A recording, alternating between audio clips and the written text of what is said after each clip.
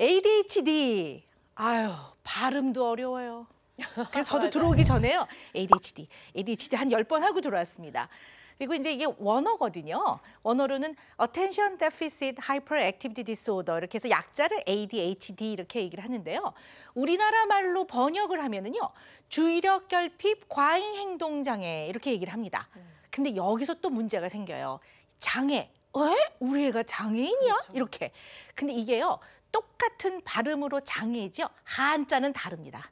이게 장애인의 좀 우리가 도와드려야 되고 같이 나눠야 되는 핸디캡이 있는 그 장애와 주의력 결핍 과잉행동 장애에서 쓰는 장애는 다른 한자를 씁니다. 그러니까 이게 장애라는 거는 그만큼 반드시 도움을 받아야 되고 우리가 진단 과정을 통해 부모가 도와줘야 되는 그런 치료를 받아야 되는 문제다. 이런 의미입니다. 그래서 왜 아이들 흔히 보이는 밤에 오줌 싸는 아이들 또 변 좀 잘 못 가리는 아이들 있잖아요. 일명 똥 싸게 오줌 싸게 이런 아이들도요. 저희 의학적으로는요. 배설장애 이렇게 얘기합니다. 그래서 이 한글명 장애라는 거에 너무 그렇게 중압감을 느끼실 필요는 없을 것 같아요. 그래서 저는 차라리 그냥 ADHD라고 얘기하자. 이 한글이 주는 어떠한 부담감 때문에 사실은 편견이 더 생기는 것 같다라는 개인적인 생각을 해봅니다. 그래서 ADHD에 대한 얘기를 오늘 할 건데요. 저희 이제 진료실에 어떤 아이가 한 아이가 찾아왔어요. 근데 이 아이는요, 요즘 문제가 되는 일명 친구를 괴롭히는 아이로 피해자가 아니라 어쨌든 가해를 좀 한 아이로 질질 끌려왔어요. 부모한테 막 맞으면서 들어와요. 그냥 이렇게 하고 들어오고 선생님까지 따라오셨어요. 이 아이를 좀 어떻게 해야 되느냐, 이 아이가 학업을 과연 유지할 수가 있겠느냐라는 이제 아주 긴장된 상황이었고요. 그래서 이 아이를 쭉 진단을 하고 이제 상담을 하다 보니까 이 아이한테도 어려움이 참 많더라고요. 이 아이가 물론 친구를 괴롭힌 거는 절대 안 되는 행동이죠. 어떤 이유에서 사람을 괴롭힐 수는 없는 겁니다. 그런데 이 아이를 잘 이렇게 들어가 보니까 이 아이는 어릴 때부터 너무 많이 산만해서 하여튼 눈 뜨면 잘 때까지 혼나는 거예요. 가만히 있어. 네. 너 뭐냐? 빨리 해. 뭐 이런 소리를 하도 듣고 이제 크다 보니까 이 아이는 머릿속에 왜 사람들은 나만 보면 눈을 부릅뜨고 소리를 지르고 있을까? 뭐 이제 이런 거죠. 그러다 보니까 이렇게 지낸 세월이 오래되고 학교에서든 집에서든 발 붙일 곳이 없고 사실은 주변에서 머리는 좋다는 얘기를 들음에도 불구하고 늘 학업 성취도는 낮고 그래서 이런 걸로 어려움이 많은 상태에서 굉장히 이제 심리적인 스트레스도 많고 그러다 보니까 이 청소년 시기에 자기 이런 감정들이 조절되지 않은 상태로 친구한테 표현을 하게 된 거죠. 물론 이유가 어찌 됐건 이 아이는 도움을 받아야 되는 아이임에 틀림이 없습니다. 그렇지만 제가 서두에 이건 마치 무슨 암 진단 받듯이 너무 이렇게 걱정할 것도 없지만 사실 애들이 뭐 다 그렇지 뭐 한때 그러는 거야. 뭐 그러면서 커. 뭐 이렇게 하다가 어느 날 갑자기 얘 말이야, 얘 정말 나쁜 아이예요. 이렇게 돼서 이제 뭔가 처벌을 내리기 위해서 이제 부모나 학교에서 이 아이를 그런 시각으로 바라보는 거는 정말로 제대로 된 시각이라고 보기가 좀 어려운 것 같아요. 그래서 이제 오늘 ADHD에 대한 이야기를 할 텐데요. 일단 먼저 제가 그 사진 한 장을 보여드리려고 해요. 같이 볼게요. 자, 참 우리가 잘 많이 듣는 이름들이에요. 네, 모차르트. 예, 그리고 뭐 여기 미국의 대통령 두 분이 계십니다. 한 분은 생존해 계시고요. 한 분은 이제 돌아가셨는데 레오나르도 다빈치, 우리 인류 역사상 가장 꼽는 천재 중에 한 분이라고 하죠. 그다음에 뭐 과학의 물리학의 대가 아인슈타인, 이 분들의 공통점이 있습니다. 공통점이 뭐냐면은 이분들이 ADHD였을 거라고 추정합니다. 네, 그리고 지금 생존해 계시는 그 부시 대통령은요, 제가 어디서 기사에서 읽었는데 그 본인의 자서전 중에 내가 어릴 때 좀 산만해서 치료를 받아노라라는 이제 언급이 있었던 걸로 저희가 알고 있습니다. 그래서 이렇게 아마 사진을 쓰는 것 같아요. 근데 그러면 뭐 아니 이게 돌아가신 분들은 직접 의사가 진단도 안 했는데 뭐 어떻게 이렇게 ADHD로 진단하십니까? 이렇게 말하면 할 말은 없습니다. 그렇지만 이 분들의 어떤 일생을 이렇게 봤을 때 상당히 ADHD에 가까웠을 거라고 봅니다. 이 사진을 보여드리는 이유는요. 이렇게 훌륭한 분들이 ADHD였다. 이걸 이제 먼저 말씀을 드리고자 해요. 약간 사족을 붙이자면요. 레오나르도 다빈치는 정말 우리 인류 역사상 가장 위대한 천재라고 하는데요. 이 분이 살았던 피렌체의 그 동시대에는요. 미켈란젤로하고 라파엘이라는 다 들어보셨죠? 그분들이 같이 동시대를 살고 계셨어요. 근데 레오나르도 다빈치는 작품이 몇 개가 없어요. 반면에 미켈란젤로나 특히 라파엘은 굉장히 많은 성당의 벽화를 그리고 그래서 많이 남아 있어요. 그래서 한때는 어떻게 해석을 하냐면 이분의 일대기들을 뭐 이렇게 많은 자료를 보니까 레오나르도 다빈치가 산만해 가지고 주교들이 뭘 좀 시키면 이걸 완성을 안 하는 거예요. 그리고 이게 하다가 좀 흥미가 떨어지면 또 딴 데로 튀어가세요. 그래서 몇 개가 없다. 뭐 이런 얘기도 있고요. 모나리자의 미소. 보면은 왜 눈썹이 없다고 그러잖아요. 네. 그래서 이 눈썹이 없는 이유를 굉장히 다각적으로 설명을 해요. 물론 미술을 하신 분은 또 다른 시각으로 보고, 근데 저희 같은 이제 이 ADHD를 보는 의사들은요. 산만해서 완성을 못 해가지고, 네, 놓친 거군요. 내지는 이 ADHD 중에는요. 아주 굉장히 그 머리도 좋고 브라이트하고 아주 그런 창의적인 분들도 있거든요. 이분들은 미리 이제 내다보는 거죠. 아, 눈썹을 그렸을 땐 이렇게 생겼을 거야 라고 이제 미리 예측을 해서 미리 봤기 때문에 흥미가 뚝 떨어진 거죠. 그래서 이제 흥미가 떨어졌기 때문에 그것을 완수할 별로 뭐 이렇게 뭐 동기가 없어서 그냥 또 다른 일을 하러 가지 않았나. 저희들은 또 그렇게 내다봅니다. 참 해석이 좋죠. 그래서 어쨌든 이렇게 훌륭한 분들, 정말 어떻게 보면 인간의 역사상 반드시 한 번씩 짚고 가야 되는 이런 분들도 이렇게 ADHD라는 문제가 있었을 것이다 라고 이제 저희가 내다봅니다. 또 하나의 사진을 제가 보여드릴 건데요. 이제 뭐 여러분들 보면 요즘 뇌사진 이런 거 굉장히 많이들 이제 그 보시게 돼요. 근데 이거 그림인데요. 이게 보면 이제 여기가 앞니마, 요 뒤가 뒤통수입니다. 그래서 이제 가운데 내부를 보기 위해서 이렇게 이제 갈른 이렇게 된 뇌를 보여주는 네. 겁니다. 이게 속을 봤는데요. 이게 보면은요, 요 앞쪽 뇌 우리가 보통 짱구, 앞니마 이쪽에 있는 것을 전두엽이라고 해요. 근데 사람들이 가장 많이 오해를 하는 것 중에 하나가요. 머리가 좋으면 다 해결될 거라고 생각을 해요. 근데 사실은요. 우리가 말하는 IQ 검사로 머리가 좋게 나오는 거는요. 대뇌 피질을 의미합니다. 그러니까 맨 위 겉껍질부터 그 밑에까지를요. 대뇌 피질이라고 하는데 이 부분의 신경회로가 잘 발달된 사람들이 바꿔 말하면 측정했을 때 IQ가 높게 나옵니다. 그런데 물론 뇌는 중요한 부분이 서로 상호작용을 하는 과정을 통해 연관이 되어 있긴 하지만 우리가 보통 말하는 웩슬러 지능 검사를 통한 IQ 검사에서는 이 전두엽이 잘 발달된 것을 확인하기가 좀 어렵습니다. 그래서 요즘은 또 전두엽 기능 검사를 하기도 하는데 어쨌든 이 주의 집중력과 관련되는 중요한 뇌의 기능은 이 전두엽과 그다음에 변연계와 대뇌의 피질을 잇는 신경회로라고 합니다. 그러니까 쉽게 말하면 눈으로 보이진 않지만 정보를 처리한 길이 뚫려야 된다고 보는 거죠. 그래서 길이 잘 뚫려야 차가 쌩 지나가듯이 그 회로에서 처리해야 되는 정보가 들어왔을 때 효과적으로 빠르게 잘 처리할 수 있다고 봅니다. 그런데 ADHD는 좀 그렇지 않더라. 그래서 굉장히 많은 이제 원인들이 대두가 되고 있지만 사실 요즘 가장 그래도 의학계에서 우리가 학자들이 공통적으로 이야기하는 것들이 뭔가 뇌가 성장 발달하는 과정에서 그 성장이 아주 잘 되게끔 모든 그 환경이라는 게 생화학적인 환경, 뭐 그 주변에는 여러 가지 신경 전달 물질도 있어야 하고 높을 건 높아야 되고 낮을 건 낮아야 되고 이러한 어떤 생화학적인 환경과 그다음에 이제 신경 회로가 얼마나 빨리 성장되느냐 하는 그 집의 가족력, 유전적인 성향 그런 것들과 그다음에 이제 이런 여러 가지의 과정에서 이 사람이 자기가 환경과 어떻게 상호작용을 하면서 여러 가지의 것들이 심리적으로 자리를 잡고 있느냐 이런 것들이 다 이제 원인이라고 이제 얘기들을 하고 있어요. 근데 그 중에서도 가장 이제 우리가 중요하게 생각하는 것들은 뇌의 발달상에 있어서 신경회로의 연결과 그 연결을 도와주는 여러 가지 생화학적인 신경 전달 물질과의 관계라고 이렇게 얘기를 하고 있습니다. 그래서 흔히들 내가 좀 잘 키웠더라면 이 아이가 이렇게 ADHD 진단을 받지 않게 되지 않았을까요? 이렇게 물어보면 저희들은 뭐라 그러냐면요. 0%라고 그러기는 어려운데요. 그게 별로 그렇게 관여되지 않습니다. 그게 상관이 없습니다라고 얘기도 합니다. 예, 뭐하고 똑같냐면요. 그 집안이 한 10살쯤 되면 이제 안경을 쓰기 시작해요. 왜냐하면 이제 안구가 커져서 눈 안에 이제 눈알이 커지면 이 초점이 앞쪽으로 맺히잖아요. 그럼 이제 근시가 되거든요.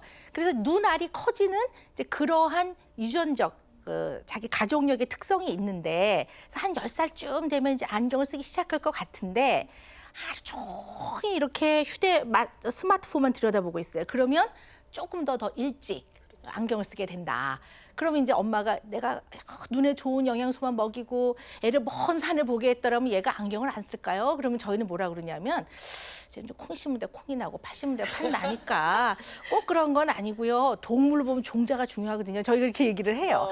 그래서 제가 왜 이 말씀을 드리냐면은 어쨌든 사람은 모든 이러한 생물학적인 특성 그리고 그것이 환경과 어떻게 상호작용을 하느냐 또 그 안에서 이 사람의 심리적으로 어떻게 자리를 잡게 되느냐 그런 경험들 이런 게 다 중요한데 지나치게 내가 잘못 키워서 라고 너무 지나친 죄책감을 가질 필요는 없다라는 말씀을 드리는 겁니다. 네, 그래서 실제로는 이 ADHD의 진단을 받은 부모들 중에는요, 잘하는 부모도 많아요. 그리고 이제 나중에 말씀을 드리겠지만 실제로 부모 역할을 잘 하는데 ADHD의 증상 때문에 부모와 아이가 갈등을 겪을 수밖에 없는 상황들이 너무 많이 생기는 거죠. 그래서 어려워하게 되는 경우들이 많이 있습니다. 그래서 왜 가끔 보면은 아빠가 놀아주는 것이 중요하다. 물론 중요합니다. 근데 아빠가 잘 안 놀아줬기 때문에 애가 ADHD에 걸렸다. 그거는 아니라고 보는 거죠. 네, 무슨 얘기인지 아시겠죠? 예. 자, 또 하나의 그림을 보여드릴 건데요. 보시면요. 이게 참 뭐 어려워요. 그죠? 그리고 이제 이게 영상으로 보여드리는 거라서 이게 조금 잘 안 나와 있는데요. 사실은요, 이게요. 어떤 걸 보여드리기 위하냐면요. 보통 이제 ADHD 진단을 받지 않은 자기 나이나 다른 뇌 기능과 비슷하게 주의 집중력이라고 하는 기능이 잘 발달된 아이와 ADHD라고 진단을 받은 아이의 뇌 기능 사진을 보여드린 겁니다. 근데 이게 이제 지금 보면은요, 잘 안 나와 있는데요. 이렇게 이제 희미하게 보이긴 하는데요. 사람이 지금 제가 막 나불나불 얘기하고 있잖아요. 여러분들하고 눈도 마주치고 뭐 또 머릿속에서는 무슨 얘기를 할까 뭐 또 막 이렇게 기억도 하고 뭐 이러고 있거든요. 이런 상태에서 제 뇌의 기능을 찍어보면요, 빨개요. 예, 그러니까 기능이 활성화되면요, 중요한 기능들이 빨갛빨갛 이제 일을 하고 있는 거죠. 근데 ADHD 아이들을 봤더니 이러한 주의 집중을 하고 판단을 하고 뇌를 각성시켜 놓고 하는데 관여하는 뇌 부위들이요, 자는 뇌처럼 일을 안 해요. 그러니까 참 이해가 안 되실 거예요. 왜냐면 얘네들이 막 나대고 있잖아요. 막 이렇게 막 날뛰고 있는데 얘네들이 자는 것 같다고요? 그렇지만 사실 뇌는 활성도가 떨어져 있기 때문에 자기 일을 잘 못하고 있다. 이렇게 보시면 될 것 같습니다.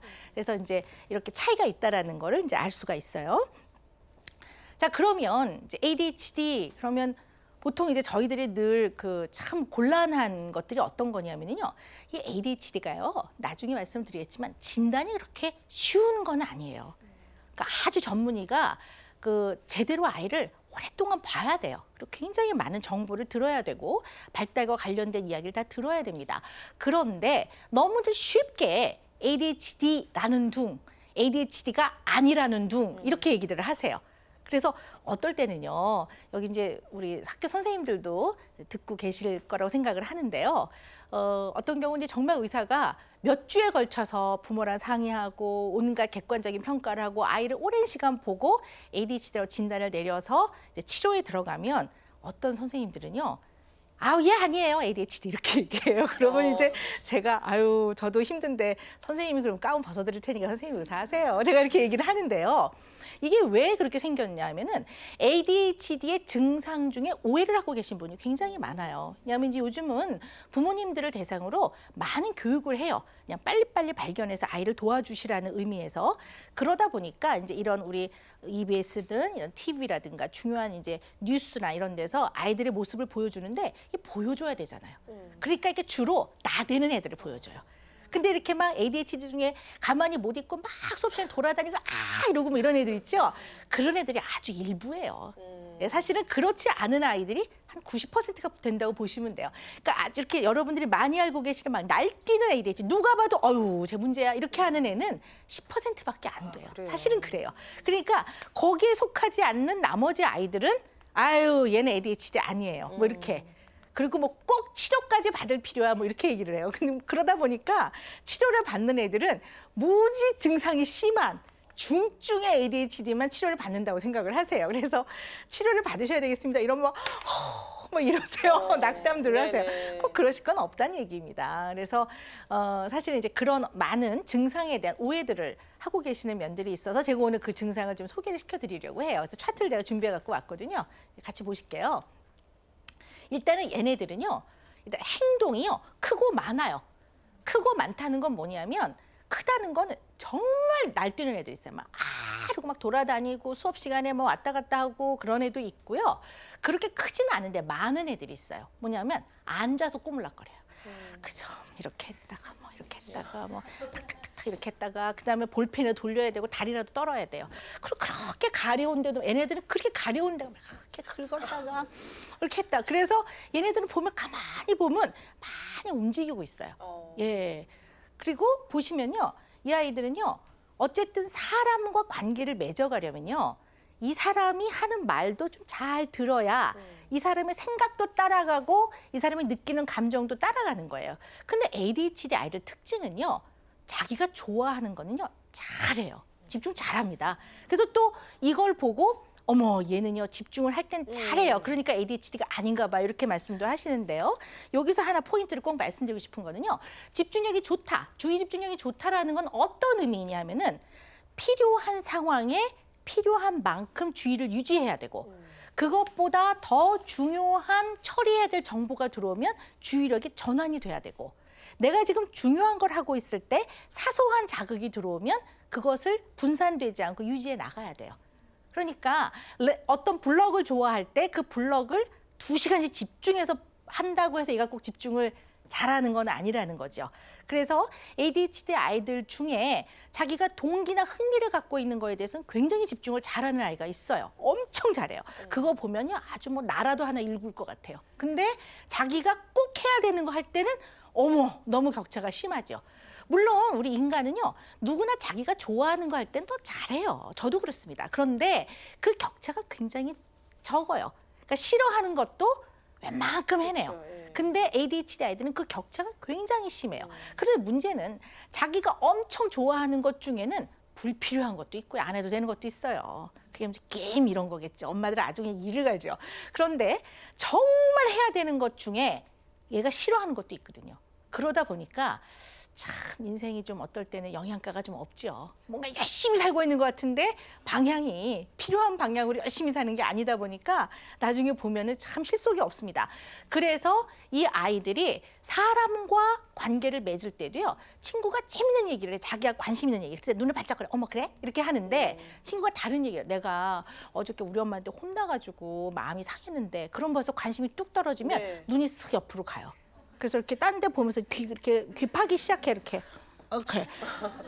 그러면 친구가 느끼게 왜 못 느끼겠습니까? 이 아이가 나한테 성의가 없고 그렇게 느껴요. 그리고 듣긴 듣는데 건성으로 듣게 돼요. 정말 얘가 그러고 싶어 그러는 게 아닙니다. 정말 건성으로 듣게 되거든요. 그러고 나면 친구가 물어볼 거 아니에요. 야 너는 어떻게 생각하니? 그러면 뭐라고? 이렇게 돼요. 그러면 이제 그 친구가 다음에는 이 아이랑 이야기하고 싶어 하지 않습니다. 그리고 또 하나는요. 여러분 아까 뇌사진 보셨겠지만요. 자, 주의 집중력 장애. ADHD는 뭘까요? 선생님 한마디로 얘기를 해주세요라고 얘기를 한다면 저는 뭐라고 얘기하냐면요. 조절 능력이 미숙한 겁니다. 이렇게 얘기를 해요. 그러니까 필요한 생각을 하기 위해 불필요한 생각이 조절돼야 되는데 그게 잘 안 돼요. 끊임없이 잡생각이 떠오르고 필요한 행동만 하고 불필요한 행동은 잘 억제가 되는데 그게 안 되니까 끊임없이 꿈틀거리고 있는 거고 그다음에 필요한 말만 해야 되는데 불필요한 말까지 나가는 거예요. 그러니까 친구를 보고 그 친구를 너무 좋아함에도 불구하고 야 너는 이렇게 돼지 같냐? 뭐 이렇게 말이 툭 튀어나가는 거예요. 친구가 야 나 오늘 옷 이쁘지 않니? 아, 야 됐다 촌스럽다 이렇게 나가는 거예요. 근데 자기는 전혀 이 아이를 기분 나쁘게 할 생각이 없었어요. 그래서 일명 언어 충동성, 말이 툭 튀어나가요. 그리고 말이 과하게 나가요. 아 꺼져! 뭐 이렇게 나가요. 자기는 어떻게 생각하냐면 비키라고 했다고 생각해요. 네. 그러니 친구하고 얼마나 많은 문제가 생기겠습니까? 그리고 행동이 조절이 안 되니까 가만히 있으면 무지 심심해요. 손이라도 쥐어뜯든가 아니면 옆에라도 툭툭툭툭 건드려야 돼요. 괜히 건드려요 이렇게. 그러니 얼마나 또래가 느끼기에는 얘가 건드려요 이렇게 표현을 해요. 괴롭히고 귀찮게 한다고 생각을 합니다. 그리고 조절이 안 되니까 감정 조절이 안 되는 거예요. 그래서 이 아이들은요 기본적인 우울증이나 조울증하고는 좀 완전히 다릅니다. 우울증이라고 진단을 내리려면 그 우울한 감정이 몇 주, 최소 2주 이상 지속돼야 돼요. 근데 이 아이들은 조절이 안 되니까 늘 어떤 상황에 감정을 느껴야 되잖아요. 이 감정이 늘 조절이 안 된 상태로 느껴지는 거예요. 과한 거예요. 그러니까 요만큼 기분 나쁘면 이따만큼 기분 나쁘다고 느껴요. 그 요만큼 슬프면요 눈물 콧물 막 쏟아요. 그리고 요만큼 화날 일은 막 광분을 하고요. 요만큼 좋아 보세요. 막 오바를 하고 팡팡 뛰어요. 그러니까 이 아이들을 보면은 어머 제 칠면조 같아 이렇게 느끼는 거예요. 그리고 본인이 화를 확 내고 그게 그 대상한테 기분 나빴던 게 아니기 때문에 그냥 그 상황에 버럭 화를 낸 거예요. 그래서 까먹어요. 그래서 한 10분 지나면 엄마 우리 뭐 빈대떡 먹자 이래요. 그럼 엄마는 아까 얘가 너무나 나한테 심하게 그렇죠. 화를 냈기 때문에 기분이 나빠 있거든요. 근데 이 아이는 그걸 고려 안 하고요. 왜 엄마는 나만 보면 화를 내냐고 이렇게 나와요. 그래서 이 아이들은 어떤 마음이 있냐면요. 인간들은 나한테만 뭐라 그러고 나만 갖고 그러고 이런 게 되게 많아요. 자기가 한 걸 잘 기억을 못해요. 왜? 의도적이지 않았거든요. 그래서 이 아이들 또 특징 하나가 반응이 너무 빨라요. 그래서 누가 지나가다 툭 치면 일단 상황을 봐야 되잖아요. 얘가 일부러 친 건가? 아니면 지나가다 부딪힌 건가? 아니면 선생님인가? 할아버지인가? 봐야 되는데 일단 툭 치면 왜 그래? 이렇게 나와요. 바로. 그러다 보니까 사람들하고 굉장히 많은 불화가 생길 수밖에 없습니다. 그래서 대인관계 문제가 생깁니다. 그리고 아까도 말씀드렸지만 이 아이들은 감정 조절에 어려움이 상당히 많아요. 그래서 뭐 잘 화를 낸다든가 감정이 롤러코스터처럼 기복을 탄다든가 그다음에 여러분 이런 생각 해보셔야 돼요. 충동을 조절하는 거는 인간이 다른 동물하고 구별되어지는 굉장히 중요한 고차적인 기능입니다. 근데 충동 조절을 잘 하던 사람도 평소에 안 될 때가 있어요. 언제 안 될까요? 어떨 때 딱 안 돼요. 연말에 그런 일 많아요. 술 마셨어요. 그렇죠. 술 마셨을 때. 이 술을 마시면요. 알코올이 전두엽에 영향을 미쳐서요. 이 전두엽은요. 인간이 가져야 되는 기본적인 억제 기능을 잘 발휘하게 하는 겁니다. 근데 술은 억제 기능을 억제해버려요. 그러니까 풀리는 거예요. 그렇죠. 그래서 뭐 이러기도 하고 뭐 다 잃어버리고 오고 막 몸도 휘청거리고 뭐 이런 여러 가지 이유가 있는 거거든요. 그래서 어른들이 술 드셨을 때 이렇게 보면요. ADHD가 심한 아이랑 비슷해요. 네, 사실 그렇습니다. 그래서 이제 이 술은 뭐 드셨을 때만 그런다 치면 이 ADHD 아이들은 이런 기능을 담당하는 전두엽이 덜 커서 과일로 보면은 풋과일, 성장으로 보면 좀 늦된다 이렇게 보시면 돼요. 그래서 이 신경회로가 늦돼져서 잘 뭐가 기능 발휘를 못하는 거예요. 그래서 아까 원인에서도 말씀드렸지만 이 신경회로가 잘 자라서 길이 형성되는 데에는요. 신경세포와 신경세포가 단단하게 연결이 돼야 돼요. 여러분들 과학 다큐멘터리 보면 왜 신경세포 뉴런이라 하는 데서 왜 쫙 격가지가 이렇게 나가면서 네. 쫙쫙쫙 연결되는 거 많이 보시잖아요. 그런 것처럼 이렇게 연결이 돼야 되는데 그래서 이게 왜 엑손이 연결이 돼서 거기 위에 마이엘린 시트라는 게 쌓여지면은 평소 전달되는 것보다 그 정보가 훨씬 더 효과적으로 빨리 전달되거든요. 그러니까 빨리 처리되는 거예요. 그래서 야, 너 참 예쁘다. 그러면 아, 예, 감사합니다. 이렇게 반응이 딱 나오는 건데 이런 길이 형성되는 데에는 특히 전두엽은 신경세포와 신경세포의 연접 그 구간에 도파민이라고 하는 신경 전달 물질이 활성화가 돼 있어야 돼요. 일을 막 해줘야 되는데 아까도 보셨지만 얘네들 활성도가 뚝 떨어져 있잖아요. 그래서 뭐가 좀 그 환경이 잘 안 돼 있어서 연결이 안 돼 있는 거예요. 그러니까 고속도로로 뻥 뚫렸어야 되는데 얘네들은 오솔길인 거예요. 그래서 거기서 처리해야 되는 정보가 들어왔을 때 막 헤매요. 그런데 좋아하는 정보는 빨리 처리해요. 그러니까 이제 부모가 보기에 숙제해라 그러면 저 어쩜 이렇게 느린지 몰라 얘네들은요. 그리고 막 이러고 있다가요. 뭐 이러고 막 귀찮아 죽겠네. 뭐 이렇게 하다가 게임하러 갈 때는 아주 광채를 해요. 그리고 얼마나 번개같이 후다닥 가서 탁 하거든요. 그러니까 부모가 볼 때는 얘는 정신 상태가 글러먹었다. 그렇지. 왜냐하면 지가 마음먹은 건 잘하거든요. 그런데 그러지 않은 걸 잘 못 해내는 걸 보고 많은 오해들이 생겨나는 겁니다.